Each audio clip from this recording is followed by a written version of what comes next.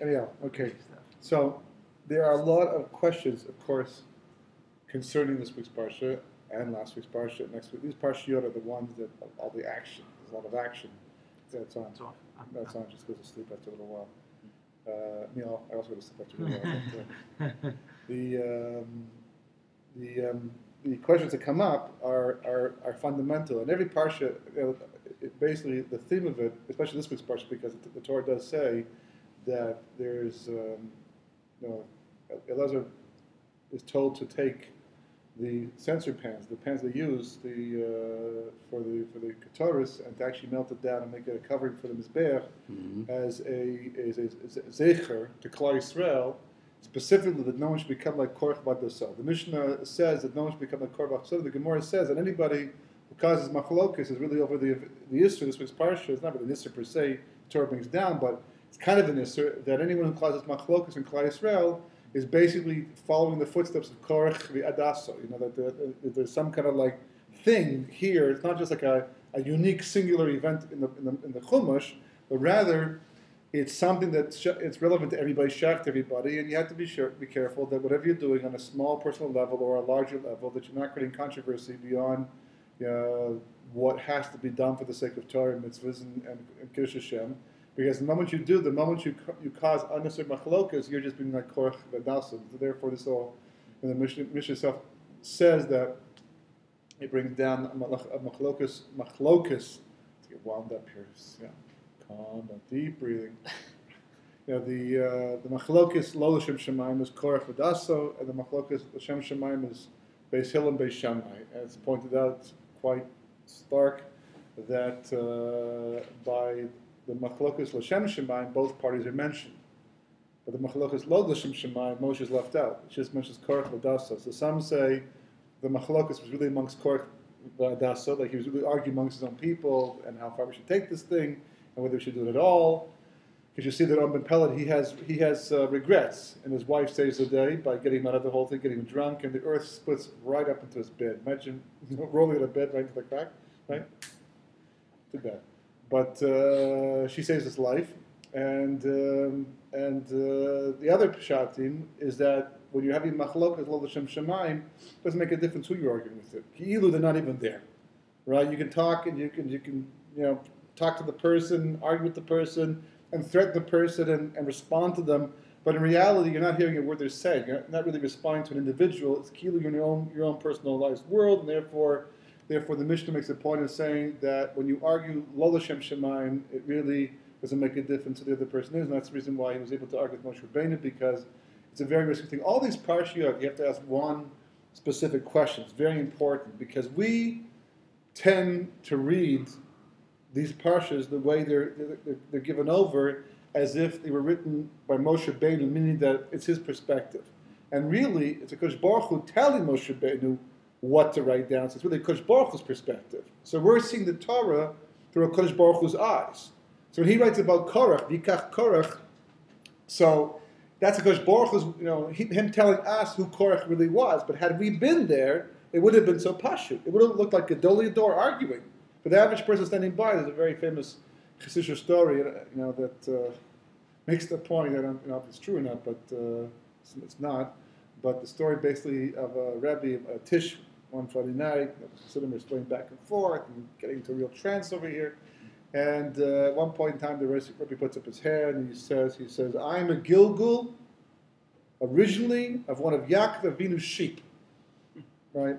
Now, at first you figure that's the big deal, a sheep, but I personally wouldn't mind being one of Yaakov Avinu's sheep. I'd take whatever position I can get in his camp, So that was certainly a very significant thing, especially when you look at the sheep he produced, b'derech neis, they weren't ordinary sheep. Whatever, it doesn't make a difference. It makes a nice little story. So the Chassidim were all amazed. They're all, wow, it's amazing. Rebbe, we knew he's a great person. Starts off as one of Yaakov Avinu's sheep. This is fantastic. Wow, look what he's revealing. And they're all swaying some more and singing some more. And eventually he says, and after that, I came back as one of the Dor Day, a Dor Midbar. And they're, whoa, it's amazing.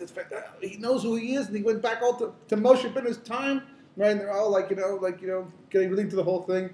And finally, after a few minutes, a chassid at the back of the room, really impressed by the whole thing, he yells out, he says, "Rebbe," he says, "you saw the Heilige Moshe Rabbeinu?" Yeah,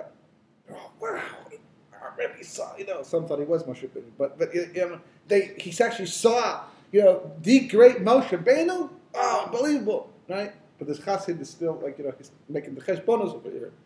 So he says, Rebbe, you were there when they left Mitzrayim? He says, yes, I was. He says, wow, it's amazing.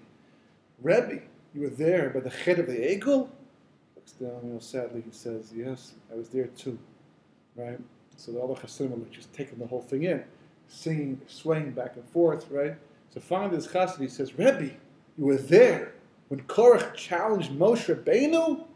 Rebbe says, I was there also for that too. And wow, the history in our leader, it's fantastic, right? And this chassid, he asked one question that no one would have dared to ask, but he asked it anyhow. He says, Rebbe, who'd you side with? Right? I'm like, what are you, crazy? Kill the guy. He's a Rebbe. He's like Moshe Rabbeinu almost himself. And who's going to side with? The Rebbe's unfazed. Puts up his head. He says, comes one down. He says, side with? These were the Gedolei Ador arguing. We just stood back to wait to see who's going to win. Right? Okay, I don't know, the story is that, it makes the point, and it's a very valid point. And the point is that it wasn't so clear-cut, it wasn't so pashut, what's going on. The Torah, you have to always remember, the Torah portrays, and don't forget, there's a very important point over here, that we're talking about not the Jewish people today, where someone goes out, they stand in the middle of a Beit Knesset, they put up their hand, there's a machlokas going on, they speak their mind, and one's a Rav, another person's a Rav. Not like that, where easily people's gaiv and taivas can be picked up because they have a reputation, and Yir Shemaim is a very tricky thing in this generation. We're talking about a time in history where the Anei Kavod are hovering above the camp. Man is falling from Shemaim. The Ber Miriam is following them through the Midbar. The Shechina is right there. Moshe goes in, he talks to Hakadosh Baruch Hu. The Mishkan is set up.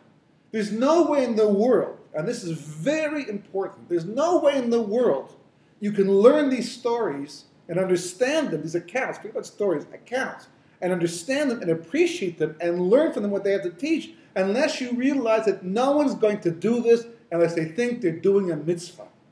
The Meraglim in last week's Parshah, which we spoke about, the only way they could come back and literally challenge Moshe Rabbeinu and reject the land with the Shekhinah right there. Think about it. Do the cheshbon yourself. How is it possible? Because Baruch Hu's right there. They saw what happened by the head of the Egel. They saw what happened by Parshas Bahalosecha. They know what Kodesh Baruch Hu means business. So if you see that Kodesh Baruch Hu is there and the punishment comes swiftly, are you going to go out and do the wrong thing purposely, deliberately, and wait for punishment to come? It's like sticking your finger in the light socket waiting for the shock. You can do it, but it doesn't make sense. You can go out to the lightning storm with an umbrella. Okay, true. What are the odds? Pretty good, but let's find out. No, you're not going to do it. You don't come back and reject the land unless you believe it's a mitzvah. So we spoke about that. That's already recorded. Right? Go back and read the notes. But this week's Parsha too, and next week's Parsha, and all the Parshiyot, that you don't challenge Moshe Rabbeinu. You don't go and do what they did in this week's Parsha unless you believe you're doing a mitzvah. Because then you can convince yourself you have the support of a Kodesh Baruch Hu. So the question becomes, which mitzvah are you doing? Right? So, or which mitzvah they think they were doing, and why were they wrong, where was it off, and what's the whole cheshbon over here? Because we're all rationalizing. We're all doing the same thing on a daily basis. Islam is doing the same thing there. Well, Islam is already a sheker, and Christianity is already a sheker. But they convince themselves. That's what God really Yeah, that's not the problem. It's so different, really. Well, in that respect, you're right. And we're being like them when we go ahead and do the same thing with our own, with Judaism itself. That's exactly the point, is that how many people actually work through how they know that God exists and how people born from birth. How many people have worked out that the Torah is from Sinai who didn't grow up from birth? About Shuvah has the advantage of being somebody who had to do exactly that because he wasn't going to accept it until he thought there was a reasonable chance it was true. But many people who grow up, and that's just the way it is. Kacha, they don't know anything else. Other people question may go off the derech. But the point is that we're all doing the same thing on some level. We point the fingers at Korach, what a fool. right? He had a comment. This guy doesn't know what he's talking about. He challenged Moshe Rabbeinu, and we're clearly standing behind Moshe Rabbeinu. But the reality is, he had 250 people from Sanhedrin, leaders, important people, and more people might have joined had it gone more in his direction. And you see, even after the whole thing happens, they come and complain to Moshe Rabbeinu about the death of Korach. They're not so convinced yet, everybody. So the moment that you take Torah and you twist it in a way and justify what you're doing because you believe that's the mitzvah you're supposed to be doing, when in fact it's not the mitzvah you're supposed to be doing, but how are you supposed to know that? So we have leaders, we have Torah to think it out. The bottom line really is self-honesty. That's one of the most important. That's why Derech Eretz Kadmon Torah. Self-honesty is one of the most important keys to being able to fulfill Torah properly. And then, of course, the learning fills in the gaps and tells you what to do. But you have to approach the Parsha by asking the question, not just assuming he's a Rasha off the bat, because that's the way HaKadosh Baruch Hu is cutting through everything. And it says that the brothers hated, they had Sina and Kina for Yosef. That's not the way it appeared on the surface. They certainly weren't coming from there. Because if they thought they had Sina, like they were jealous and they were hateful of Yosef, they would have had no Pischon Peh. If you can see your own jealousy of your brother, if you can see what's driving you against your brother is your own jealousy, your anger, your hatred, you feel it. You feel bad about it. You feel compelled to hold yourself back. But you don't want to do that. So what do you do instead? You justify, you start looking for flaws, and he antagonized me, and he's got this problem, that problem. But the Torah goes ahead and says you can fool yourself some of the time. You can fool most of the people most of the time, but you can fool the Kosh Baruch Hu none of the time of the year. So Kosh Baruch Hu just rips across, all the layers aside and says, here's what's going on. Sina and Kina. And look what it does to the Jewish people because of it. In last week's Parsha, same thing. These people were leaders. That's why we're always so confused. That's what Kasher and Hayu, they were kosher, not kosher. That's why we're always so confused. Because, which was it, this or that? And the answer was, it was both. But on the surface of it, because we can always, appear like tzaddikim on the surface, the question is what's cooking below the surface? What's really going on over here? And that's what the Parshas are all about. You have to get to the core of who you are. And very often, people have no idea who they are or what's driving them. Wives will point out to husbands very often what's driving them. Husbands aren't so clued in what's driving their wives. It's a different type of nature. But we're pretty good at pointing out other people's flaws and drives.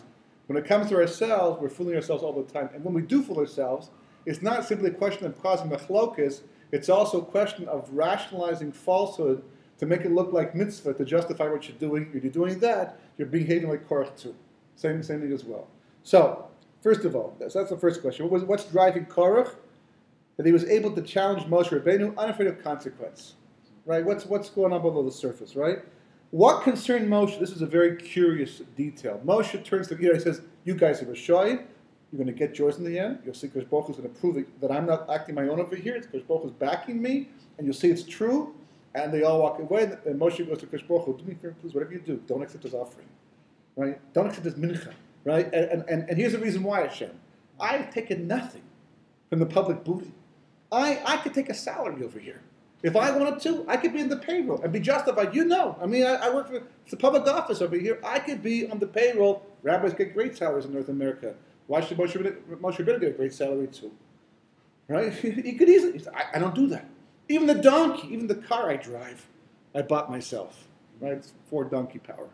Right? But beyond that, it's like, why? Why does Moshe Rabbeinu feel compelled, A, to ask the Kodesh Baruch Hu not to accept Korach's mincha offering, and B, why does he to justify that request, if he's really a Rasha, Korach, by saying, and don't do it because you know that I have taken nothing from anybody around here. What is it to justify himself?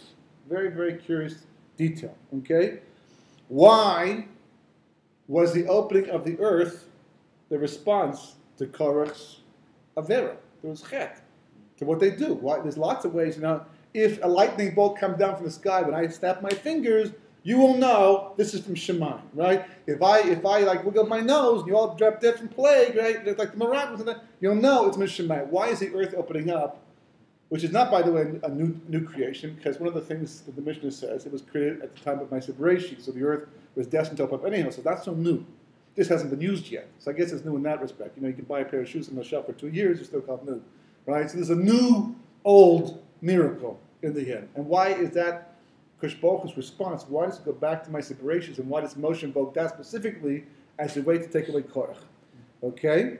Why was the Ketores chosen as the vehicle to verify who was right? Why that specific? Another offering. There's lots of mitzvahs that the Kohanim do that you could, that they eating Kodashim as well. For example, things that Kohen can do that Stam Balabais can't do. So there's lots of ways. Why is Ketores the main thing? What connection is there between the Taryag of the Ketores and the Taryag of Tzitzis? Last week's Parshah, we're told, then in the Parshah, the mitzvah Tzitzis, Rashi points out the very complicated cheshbon about how we get the 613 mitzvahs. How the Tzitzis you wear are supposed to remind you of Taryag mitzvah. It's not so pashut. You got the 8 strings, and the knots, and this thing, and the gematria. You add all it up, right? How does that go again? He's like, you're walking in the street holding, he says, right, here's the 13, and what's, it's like, it's like not so simple, but it's Taryag, right? Likewise, Rashi points out in Parshas the Midbar, I think, was it back there? Or Parshas Naso, one of the Parshas at the beginning. He also says that Ketores, the Gematria Ketores, is also Taryag. Well, you have to switch a few letters around to make it work out that way, because in Asbash you have letters that the Aleph corresponds to the top, and you can move things around. And once we're fiddling around with Ketores, and we change a few, not all the letters, just a few of them, by the way, which is very, very peculiar Gematria. Usually it's either all or nothing, but if that's what you want to do, we're prepared to accept it because Rashi is saying it, and he's got a Masorah for it, and it's also Taryag. And of course, Korach comes to Moshe Rabbeinu at the beginning of the Parsha, and says, if a beg is kulo techelis, there's a required tzitzis. And of course, the answer is obviously yes, because there's nothing to do with what the beg is doing in terms of techelis. There must be techelis on your tzitzis. So he says that that's the case, but he's making his meramis to the fact that kulam kadoshim, we're all kadoshim. And he's making the point that nobody needs to be held superior over somebody else. And you should know he's not so wrong. It's just that the timing is wrong. Very often, a lot of these people, the thing they say is not so off, but the timing is off. And when it comes to life, timing is everything. If you, not everything, but a good large part, if you happen to be on the road 1 second too long as a car is going by, that's an accident. If you get out 1 second early, you're safe. Life comes down to moments and timing. Timing, like a good joke, timing is a tremendous important part of the entire equation. So, what's the connection between the Taryag of that, the Taryag of the Ketores itself? Okay, I don't know if we'll get a chance to answer these questions, but it's certainly worth putting them out in the first place, right? What was the dialogue? If you look at learning Rashi, it's actually Gemara, but if you're learning Rashi, it brings the dialogue down that we know the Malach HaMavis taught Moshe Rabbeinu that the Ketores stops in Megefa. That's when Moshe went to Shemayim, everybody liked Moshe so much, they all revealed some kind of secret to him. And the Malach HaMavis was the one who said, you should know, if ever Megefa breaks out, use Ketores, that will stop it. So Aaron goes ahead and does it. And the Malach HaMavis is, killing people at the same time Aaron's trying to save them with the Ketores. And they bump into each other along the way. And the Malach HaMavis, he says, get out of my way, I've got to kill these people with Kosh Baruch Hu who told me to do it. And Aaron says, you can't do it because the Ketores, Moshe said use the Ketores to stop it. And the Malach HaMavis says, yeah, but I work for God. And Aaron says, well, Moshe also works for God. He would, whatever Moshe says, it comes from, comes from Kosh Baruch Hu too. Look, they're talking right now. Let's go over and talk to them and see who's right over here. Malach HaMavis, interesting dialogue. What? Who needs it, right? And as Rashi points out, that the Malach HaMavis, even though it's true that Ketores does work, it does work to save people. Still, there was a gezerah, there was a decree, and the Kosh Baruch Hu was prepared to fulfill it. And that's we'll get to that part soon, but that's part of the question we asked as well. Okay. So what? It's just a side question. Why did Korach, and not just him, by the way, but the Tzedukim themselves, later on, will go ahead and they will, at the time of the Bai Sheni, they will pay good money to become Kohen Gadol. They go through like 80 of them in like a very short period of time because each one goes in every year and changes the avoda. I mean, silly people. Learn from the last guy, pick up the message. Each year they go in and they change the avoda according to how they understand without Torah Shabbat Peh. They die. Got to pull them up by rope. New Kohen Gadol, they're buying it. They're paying, Yanai or whoever to purchase it. But come on, folks. If you have money to buy something, why the Kohen Gadol? buy the Malchus or something like that, buy, become CEO of some major company. But the Kohen Gadol, he walks around in bare feet, you know that? He doesn't go out of the base of Mikdash he stays in the base of Mikdash all year round. He can't even go out to bury his parents in the end. And he's got to observe the laws of Tumah V'Tahara that you can't imagine. I mean, it's not an easy life at all. It's like there's a lot of glory involved in the whole thing, but you have to be cut out for it.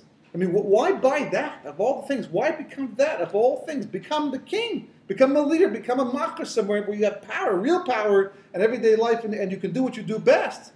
Manipulate people using your money, but to go ahead and buy the kahuna, why? Why do you want that of all things? Okay, then just as a side issue. That it's interesting because Yaakov Avinu points out he doesn't want to be part of Korach's Eidah later on in history. He sees what's going to come down. It's interesting because you have two Leviim and the reactions are different. You have Korach basically because he goes down to Sheol in the end, and you have Pinchas who goes ahead and rectifies things and actually becomes not only Kanoi and does what has to be done to save Klal Yisrael, but he actually evolves eventually. As he absorbs neshamas, it becomes Eliyahu Navi. He gets Brisi Shalom, which is the exact opposite of what Korach gets. He gets Machlokas, and he's creating Machlokas, and Pinchas gets Brisi Shalom. They're both Leviim. They're both different approaches that have totally different directions. What's on the surface of it, they don't look so much different, but there's obviously a big, major, fundamental difference. The question is, what actually is it, right? And then there's a side thing that the Baal Turim points out. That the whole thing of the Shkedim and the Gematria of Shkedim is equal to the Gematria of Chashmonayim because the Shkedim were to allude to the Chashmonayim. What's that about? Who needs that? Is that just an interesting detail along the way? I'm sure the Shkedim of a Gematria put a lot of important words in Jewish Hashkafa, liturgy, things like that. Why that for the Chashmonayim? So that's, I don't forget to that in the end, but to be able to understand it, just at least open up the whole discussion, you have to understand who Korach was. So the Rizal says the following in Shar Gilgulim. It says, Korach, the son of Yitzhar, was on the level of the Ruach of Cain, the side of evil, as the verse indicates, and Korach took. See there. The evil Ruach of Cain was enclosed in him, and therefore he accused Hevel, his brother, who was Moshe Benu, right? Moshe Benu was the Gilgul of Hevel. Moshe stands for Moshe Sheis Hevel, right? That's what Moshe stands for. Each one was the Gilgul until eventually became Moshe. And Cain was the Gilgul of Korach was the Gilgul of Cain. Korach thought he had rectified Cain the firstborn, and therefore he tried to overcome Moshe, who was Hevel. However, he had erred in this because the tikkun of Cain could not have come through Korach, since he was from the evil side. Rather, it could only come through his descendant Shmuel HaNavi, who also came from Cain. A lot of people came from Cain. Rabbi Kiva also came from the Shem of Cain. In fact, it says that the Mitzri that Moshe killed using the Shem Havai was also a spark from Cain, and that when he used the Shem HaMeforish to kill the Mitzri, he didn't actually hit him. He just mentioned the Shem HaMeforish and caused the Mitzri to drop dead.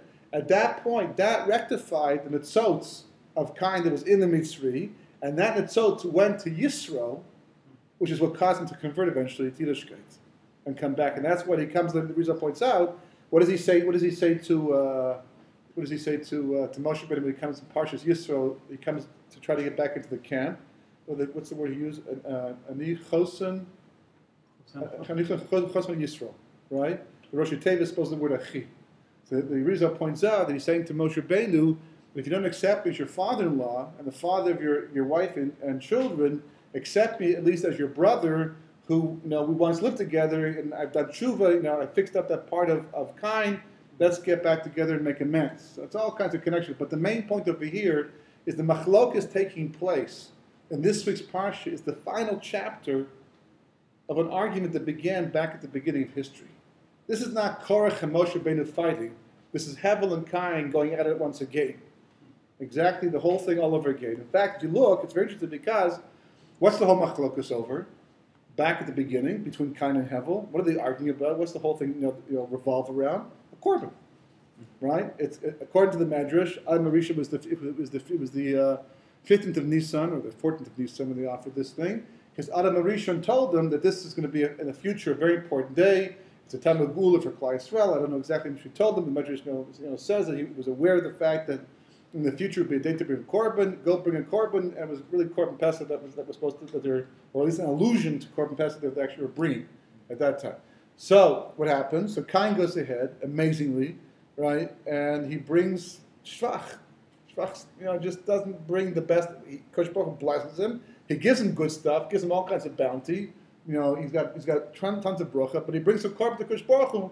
It's the lesser of what he ever has. And the stuff he doesn't mind giving away in the end. What does Hevel do in the end? Hevel, he brings the best, right? So according to the Medrash, this is one of the reasons why shatnez is an isser, because what's shatnez is a mixture of wool and linen.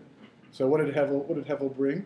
Hevel brought sheep, right? Well, that was the wool part, right? And what did Cain bring? He brought flax, which is the linen part. So because it did mix at the beginning, so to remind yourselves of what went wrong historically, we don't wear. That's one of the reasons given for shat, even though it's a chok. But that's one of the reasons given down by the Medrash as to why shatnez is a problem in the first place. Obviously, there's deeper reasons, but that's an allusion to the idea. But the point, the upshot over here is that the machlok is taking place today is just a replication. So therefore, the same way it was a monetary issue back at the beginning, it should be that way here as well. It doesn't seem that way on the surface of it. On the surface, they're arguing about the fact that Korach says that there's too much power in the hands of Moshe and his family, nepotism. Other people deserve to be part of the leadership over here, and he was skipped over. There's a whole cheshbon. And second of all, this argument about everyone's kadosh has a source, because the Torah says Parshas Yisro, right? That Kosh Baruch Hu says that we do Torah mitzvahs, live by Torah mitzvahs, and we'll be in Am Segula. Or person says Mamlechas Kohanim.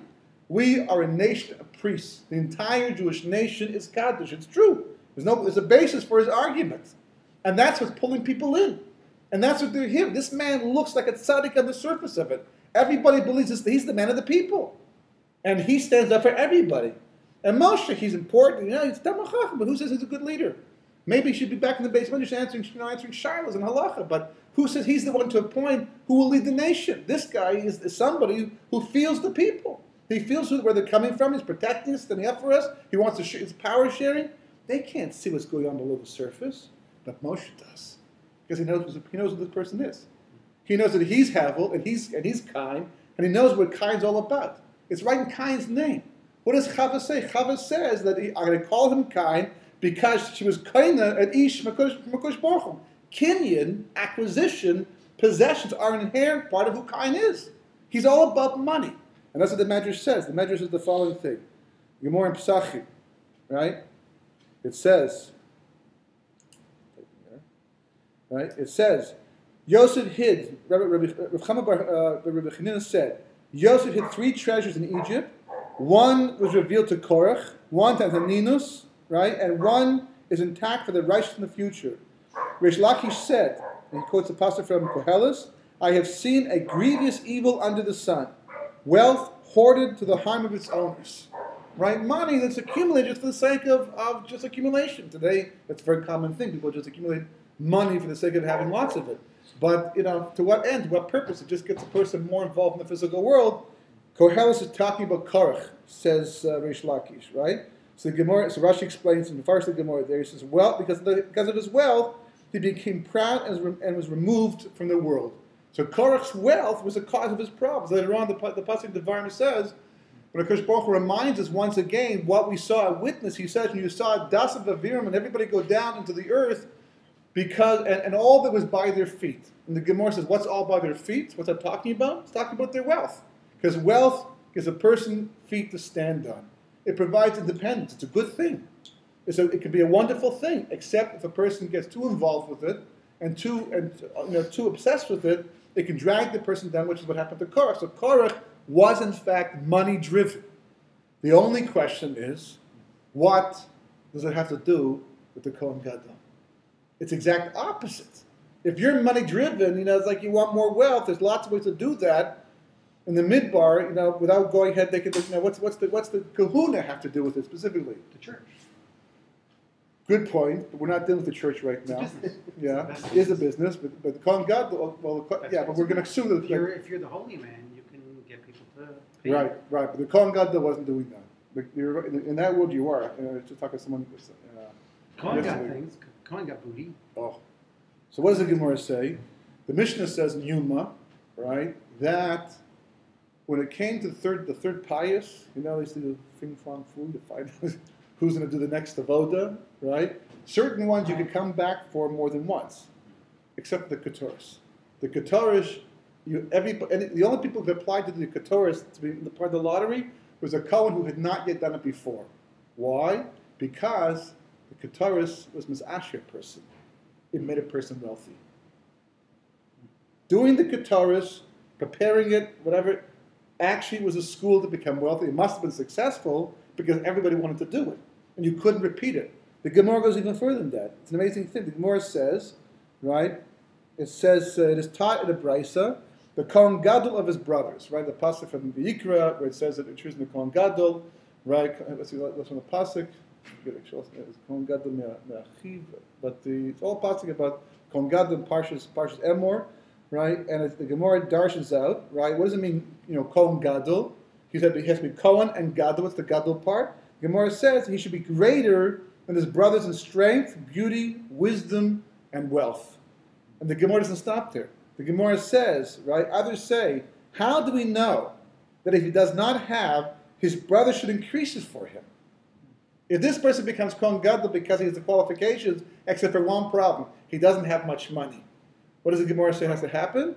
His brothers, the Kohanim, have to make him rich. Right. They give him all kinds of wealth. They have to make him wealthier than all of the Kohanim. Turns out the Kohen Gadol, as holy and as spiritual person as he was, and certainly he was. Our Kohen, the real Kohanim, Gedolim, who did the job properly, they weren't interested in all of that. Just like Moshe wasn't interested in beauty and being handsome, or Nevi'im for that matter, and wealth. It wasn't for them. They personally didn't require it. But that's what impresses people. The Torah takes into account because Moshe broke the Luchos Rishonos, because he broke the first Luchos, we're holding a lower level, and this level, we're impressed by people who have lots of money. We're impressed by handsome people. We're impressed by people who are taller, strong. These meek people don't, Chachma, it's all combined together. The Kohen Gadol has to be an impressive person, not for himself, but for everybody else. And if he is for everybody else, right, or if he's lacking certain things, they give him what they can to make him become a Gadol. So in the end, it turns out that being Kohen Gadol is a good business. Not L'Shem Shemayim. But if a person wasn't L'Shem Shemayim, and a person wanted to become even wealthier and have control over a lot of wealth and actually be able to have a school to do it and somehow camouflage it with good intentions, or what appears to be good intentions, like Korach was doing every year, so then it would fit in perfectly with exactly who Cain is and what Korach was doing and what Moshe saw. So that's the case, right? If in fact Moshe understands this, and he is closing the final chapter on a book that was opened up 26 generations earlier, and he realizes what's going on, he wants closure. Actually, he wants opening. But closure with the opening. So what does the pasuk say? The pasuk says, right, Cain kills Hevel, and Kodesh Baruch Hu says, where is your brother? And he says, Shomer achi anochi, am I my brother's keeper? So Kodesh Baruch Hu says to him, what have you done? The voice of your brother's blood cries to me from the Earth. Ground, right? From the earth. Why? Because the earth is swallowing up the blood of Hevel. That's what Torah says. So mida keneged mida. Mida keneged mida. What does Moshe do? He says, I can see right through you. I know exactly who you are. I know exactly. You could fool all these people over here. They're not like me. Not that I'm great because of myself. I'm great because the Kodesh Baruch Hu talks to me. He gives me the greatness. Okay. And amongst the thing he gives me is nevuah. And I am fully aware of where you're coming from. And if I just simply punish you with any other punishment, you see how feisty they are even after this. They come back or they complain. But a point has to be made over here. And the point is that this is not Korach fighting on behalf of the people. This is Cain fighting on behalf of himself. And to make the point, Cain, right, I'm going to show you that if the earth swallows you up, just like the earth once swallowed my blood up at the beginning, mida keneged mida, that shows you're kind, and that's what it's all about in the first place.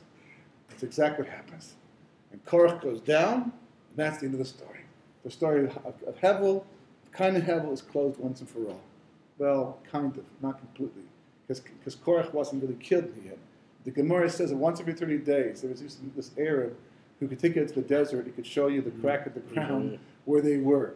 right? And if you put your ear, It's still screaming.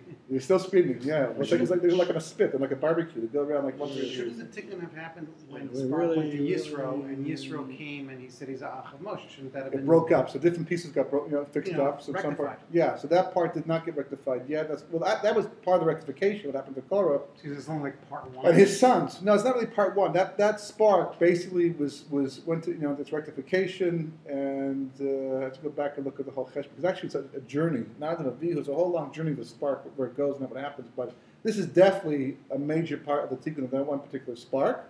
And what happens is that if you put your ear to the earth, you can actually hear Korach as he comes to the surface, and he says, Moshe, Emes, Torah Emes, Korach v'edasa b'doyim, right? So I once heard a voice. It sounds nice, right? He's finally admitting the truth. Moshe, the Torah Emes, but Korach and his followers are liars. You don't hear the irony? You're a great guy, but you should know I'm a liar. So even down there, still. Even down there, hanging on, right? Now that's not necessarily pshat. Parshas pshat is he's actually admitting he made his mistake. But that's the problem with sheker. That's the problem with the person who has it so deeply rooted inside of them, they can't get out of them, that even after the punishment, even after it's perfectly clear who they are, the whole world can see it. But they're so wrapped up with that sheker. And you see people today who are like that. Now, we all have to some degree. But some people more than others. They're so wrapped up with it that if you try to show them where they're wrong, they can't admit it, even though the whole world's yelling. I know one particular case where everyone's like, tell this person, you've got to change it. It's like ruining your relationships. It's ruining your business relationships. It's causing all kinds of problems. But he feels, Kinira, that if he admits to this problem, his whole world will go down. It's not true. Control. Right? Yeah, it's not true because he'll just get better in the end. But that's the belief. And he hangs on to it, even though he's going down. It's not much tragedy. He's going down because of it. Right? It takes a great person to be able to say, I'm wrong. A great person to be able to see the emes as the emes actually is. And to be able to say, I made a mistake. And I'm prepared to make amends and change the whole thing and go down and start all over again and build up once again from scratch. So that was the greatness of somebody like David HaMelech? Yes. That he was able to do that. Yes. And people like that. That's So exactly what what it did is. Korach say that made him look like he still wanted to hang on? What was the words he used? Bedaim, but we're liars. We're liars. So what's wrong with that? Because when he's saying it, it's like his first. If he only said that we're liars, Yeah. that's all he said. Yeah. That would be enough. But his first statement is that Moshe and his Torah is true, Yeah. but we're liars.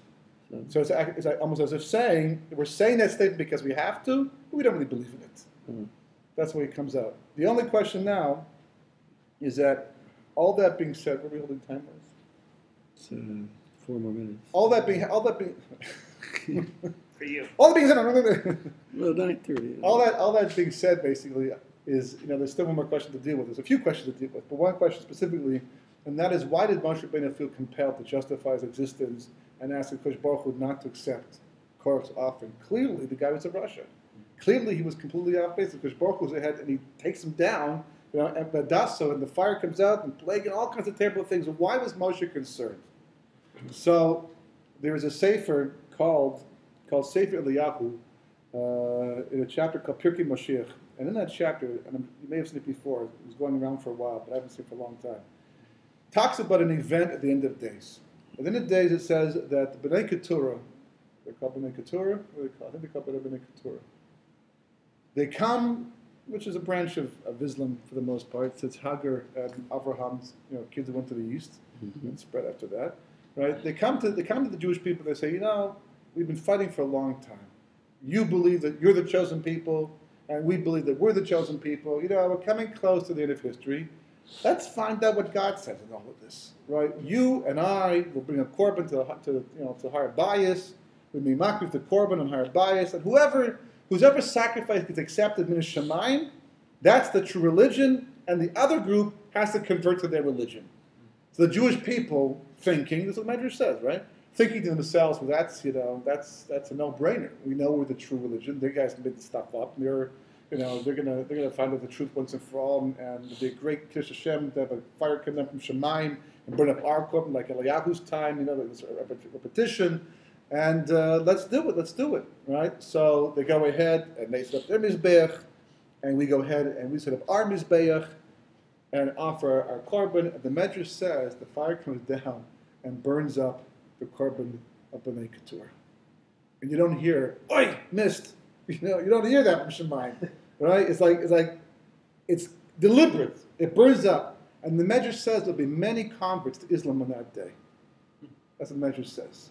A small group will say, that can't be. I don't understand, but it's not Emes, right? They say, Shema Yisrael, Hashem Elokeinu Hashem Echad, and they run up to the midbar and they hide because they're not going to convert no matter what they just saw. It's a quirk of history, but they're not going to be makabel. Torah is true, and that's the bottom line. No matter what we just saw over here, we're not giving up. It says for 45 days they had the midbar. Eventually Mashiach is Megali himself. Turns out the whole thing was just one big Messiah. One last big test.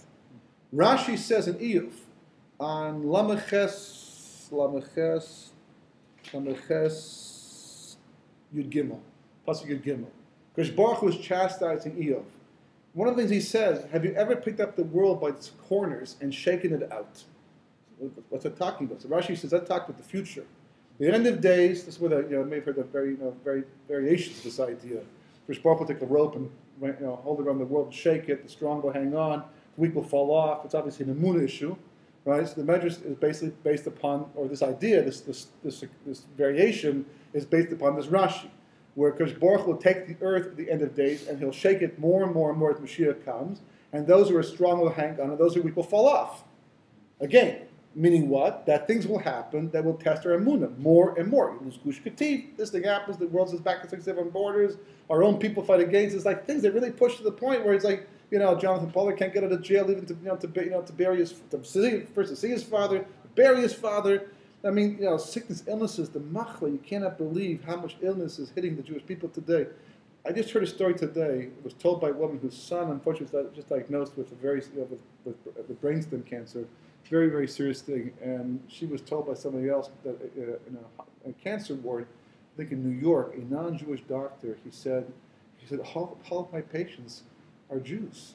They're all suffering from cancer. He says, when are you guys going to get the message? There's something you're doing wrong over here. The Jewish people should not be affected like this. And we have not been affected before the past as much as we are right now. It pushes the immune. It's complicated. It's difficult. As things happen today, the Klal Yisrael and to the world in general, bad people surviving and getting away with murder literally while good people suffer. It's ongoing. And that's a Kodesh Baruch Hu taking the earth from the four corners and shaking it up because of Nisayan. So Moshe says, Kodesh Baruch Hu, there are a lot of people standing back and watching what's happening. And they should be watching. But automatically, they should be lining up behind me. They should be saying, I shouldn't have to do this. The people should be saying, Korach, go back to your apartment where you belong. Keep your mouth closed. Don't get involved. We don't believe you're not right. No one should be following. This is Moshe Rabbeinu. How many times does Moshe to prove himself to the people? Because all the miracles, what's going on? Why are people quiet? Where is everybody? My Rosh Hashiva with Noach Weinberg, he used to point out something the rest of us sort of overlooked. Who are the heroes by Egel Zahav? B'nai Levi. They're the ones who go out, they kill their brothers and 3,000 people. The Persian camp are the people involved in the golden calf. So Noach used to ask, he says, where were they before Moshe came down? Where were they? Right? Why did Moshe have to what's the word, to get them going? Not blazing. No, there's a stronger word when you... Motivate. No, there's a stronger word. But that's the idea. Why did Moshe have to get them going, light their fire? Once he did, they went, right? What's the word? Insight. Insight. There's another word. Look, that's more a negative connotation, but it's like a... Not emblazoned. What's the Bold word? and power. You get the idea. Mm. You can look at your Inspired. Why did he have to? No, there's a word where you it's like you, not blazing. You know what I mean? Okay. Why did he have to do? Where were they before that? So Moshe says the same thing over here. Where is everybody? Why am I standing here having to make the point, invoke another miracle to prove the truth of who I am and what I'm doing and who I'm doing it for? Because Baruch Hu, don't turn this into a Messiah. Please, I'm asking you. don't accept his offering. You're not going to do it because of the fact he's zocher to it, but you may do it to see how many Jews will throw their hat in with this guy, this Russia, and then more people be chayiv misa because they're rebelling against me. Don't do that, please. These people are weak. You're fighting for Klal Yisrael. And if it's not in their schus, look, due to my schus, I have taken nothing. I've been mostly nefesh to the people from the very beginning. It's all in my own personal cheshbon. Please don't do it. That's what's bothering him. Because there's a Kosh Baruch Hu could do the entire thing to a big Nisoyan and challenge the people. You have to know what's right. You have to know what's true. You Doesn't have to be Hashem know strong. that the Jews were weak and like, why is he second guessing Hashem that Hashem doesn't realize it's on his own? Because sometimes that's what, if you look at the story a large part is more about Moshe than about Klal Yisrael. And it's always about that. The Jewish history, for the most part, is about the leaders. Not so much the individuals. The individuals are in Kosh Baruch Hu's hands. They're like the sheep being moved around from place to place. They're like the pawns, whatever the case may be. But the leaders, right? And how much responsibility are you prepared to take? So just like our scene where Moshe says, if you won't forgive them, take me from, scratch me from your book. So Kosh Baruch Hu, when he changed his mind, he said, okay, fine. Since you're putting me in a corner like that, you're threatening me like that, okay, well, instead we'll test him the whole thing. It wasn't about because Baruch Hu knew exactly from the beginning, but Moshe had to get to the point where he was so self-sacrificing for Klal Yisrael, they could say anything like that, but that would make it possible for him to go on and be the leader of Klal Yisrael. Likewise here as well. But on the other hand, in order to be able to do that, you have to believe there's a possibility that this can come true. So Moshe saw the potential. He saw this as how it could be used as a test, and rather than wait to find out, he began depleting it in advance. Not because he thought that Korach had any schus whatsoever to be accepted, but primarily because of the fact he was worried that because of the fact that people were quiet, that Kosh Baruch Hu might, like the end of the day, turn to Messiah, and therefore more people become chayiv as opposed to zakai. Okay, there's more questions, but that's the basic.